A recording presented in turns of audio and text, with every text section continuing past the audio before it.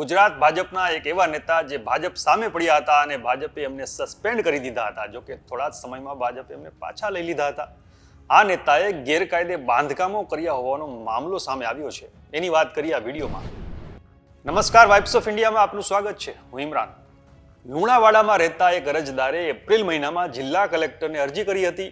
આ અરજીમાં જણાવ્યું હતું કે લુણાવાડા નગરપાલિકા છે એના વિસ્તારમાં કોટેજ હોસ્ટેલ પાછળ જૂના રેસિડેન્શિયલ સર્વે નંબર 494 પૈકી 4 નવા રેસિડેન્શિયલ સર્વે નંબર 1253 વાળી જે મિલકત છે એ મિલકતમાં જિલ્લા તંત્રના હુકમ મુજબ 2019માં બિનખેતી જમીન કરવાનો હુકમ કરવામાં આવ્યો હતો.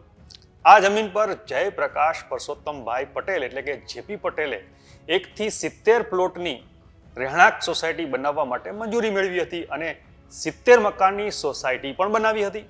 જો કે આ સોસાયટીમાં પ્લોટ નંબર 64 થી 70માં નગરપાલિકાની મંજૂરી વગર ગેરકાયદેસર રીતે 20 દુકાનોનું બાંધકામ કરી નાખ્યું હતું.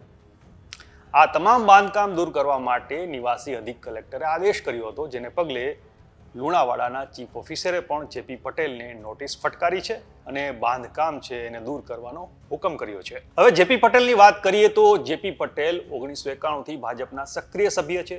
તે પંચમહાલ જિલ્લા યુવા મોરચામાં મહામંત્રી પણ રહી ચૂક્યા છે. એટલું જ નહીં, પંચમહાલ જિલ્લામાં યુવા મોરચાના પ્રમુખ, જિલ્લા ભાજપ પ્રમુખ, મહીસાગર જિલ્લા ભાજપ પ્રમુખ, ગુજરાત રાજ્ય ભારતીય જનતા પાર્ટી પ્રદેશ કારોબારી આમંત્રિત સભ્ય પણ રહી ચૂક્યા છે. તેઓ લેઉવા પાટીદાર સમાજમાંથી આવે છે.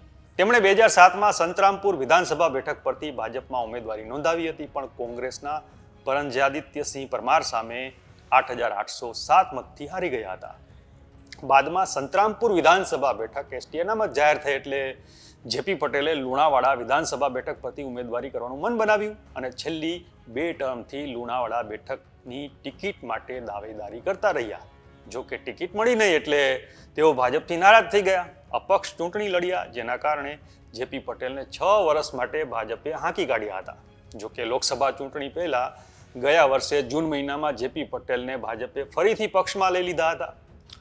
ગુજરાત પ્રદેશ પ્રમુખ સી.આર. પાટીલની હાજરીમાં જેપી પટેલને ભાજપમાં લઈને ભાજપે રીતસરનું નમતું જોખ્યું હતું.